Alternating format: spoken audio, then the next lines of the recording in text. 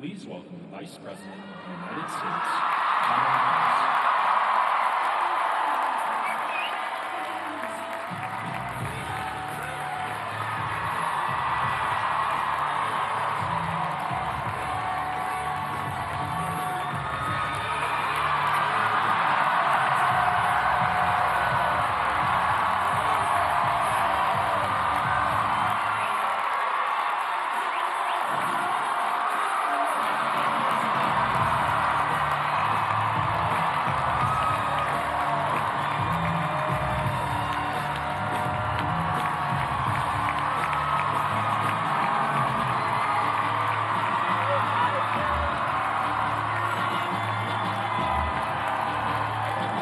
Good afternoon. Good afternoon.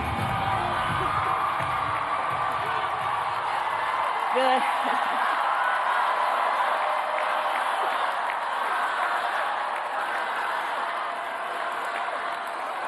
Good afternoon, everyone. Good afternoon. Good afternoon. Good afternoon. Thank you all. Thank you, thank you. Thank you, thank you. So let me say, and I love you back, and I love you back. So let me say, my heart is full today. My heart is full today, full of gratitude for the trust you have placed in me, full of love for our country, and full of resolve. The outcome of this election is not what we wanted, not what we fought for, not what we voted for, but hear me when I say, the light of America's promise will always burn bright. As long as we never give up, and as long as we keep fighting.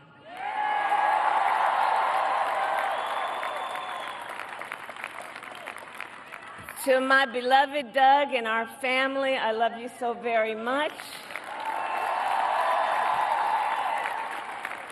To President Biden and Dr. Biden, thank you for your faith and support. To Governor Walz and the Walz family, I know your service to our nation will continue.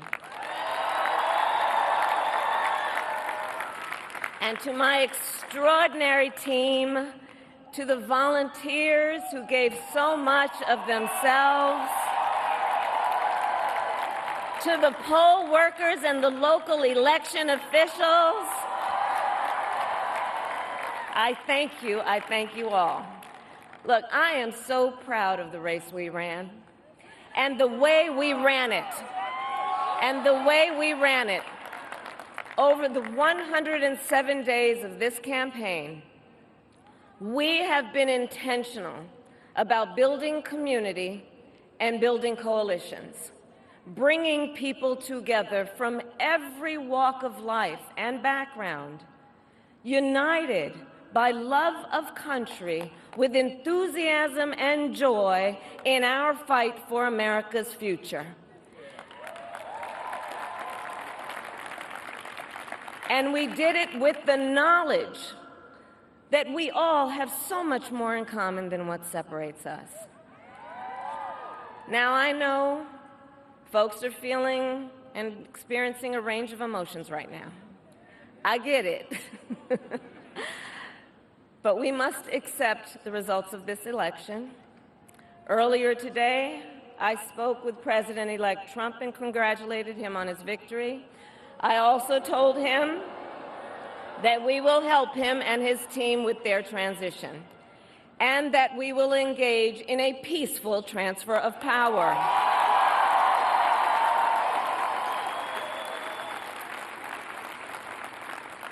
A fundamental principle of American democracy is that when we lose an election, we accept the results. That principle, as much as any other, distinguishes democracy from monarchy or tyranny. and anyone who seeks the public trust must honor it. At the same time, in our nation, we owe loyalty not to a president or a party, but to the Constitution of the United States.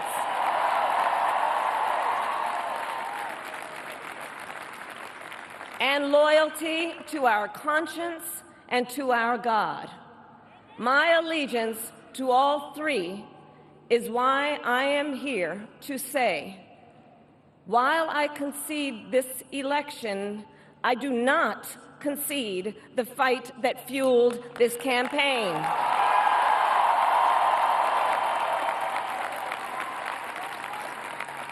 The fight for freedom, for opportunity, for fairness, and the dignity of all people. A fight for the ideals at the heart of our nation, the ideals that reflect America at our best. That is a fight I will never give up.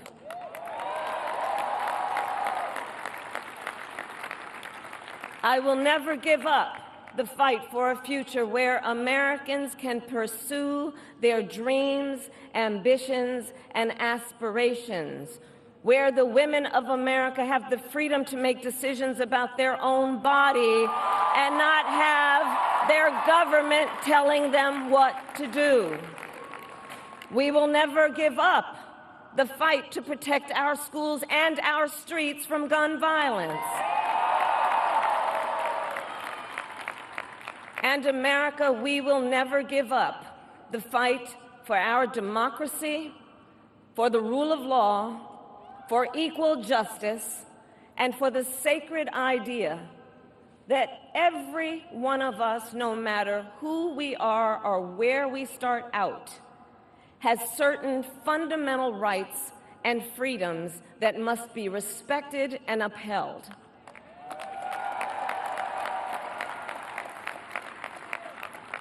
And we will continue to wage this fight in the voting booth, in the courts, and in the public square.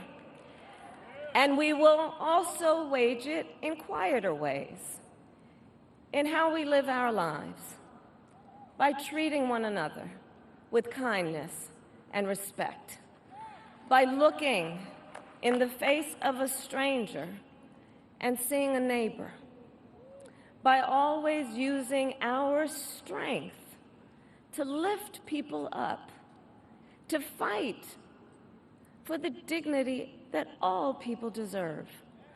The fight for our freedom will take hard work, but like I always say, we like hard work. Hard work is good work. Hard work can be joyful work. And the fight for our country is always worth it. It is always worth it.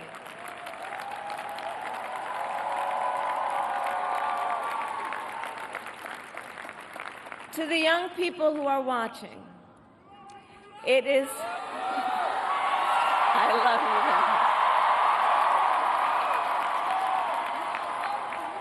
you. To the young people who are watching, it is okay to feel sad and disappointed, but please know it's going to be okay. On the campaign, I would often say, when we fight, we win. But here's the thing. Sometimes the fight takes a while. That doesn't mean we won't win. That doesn't mean we won't win. The important thing is don't ever give up. Don't ever give up. Don't ever stop trying to make the world a better place. You have power. You have power. And don't you ever listen when anyone tells you something is impossible because it has never been done before.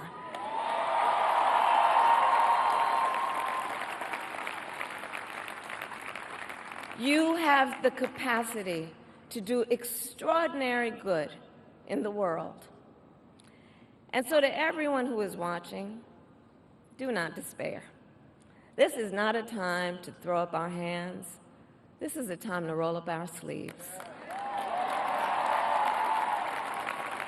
This is a time to organize, to mobilize, and to stay engaged for the sake of freedom and justice and the future that we all know we can build together.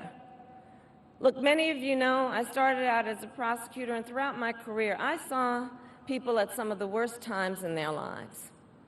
People who had suffered great harm and great pain, and yet found within themselves the strength and the courage and the resolve to take the stand, to take a stand, to fight for justice, to fight for themselves, to fight for others.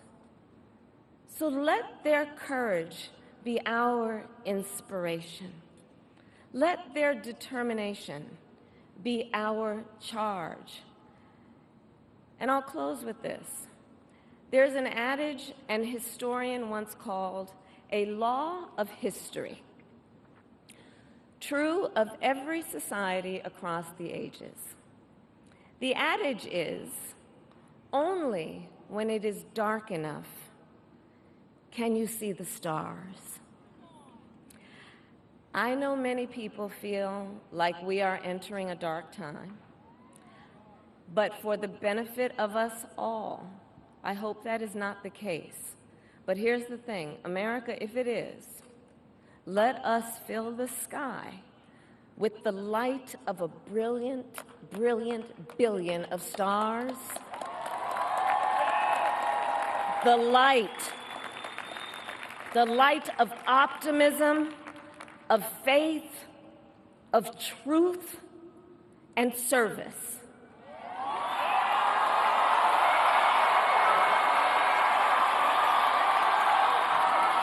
HU. And may that work guide us, even in the face of setbacks, toward the extraordinary promise of the United States of America. I thank you all. May God bless you, and may God bless the United States of America. I thank you all.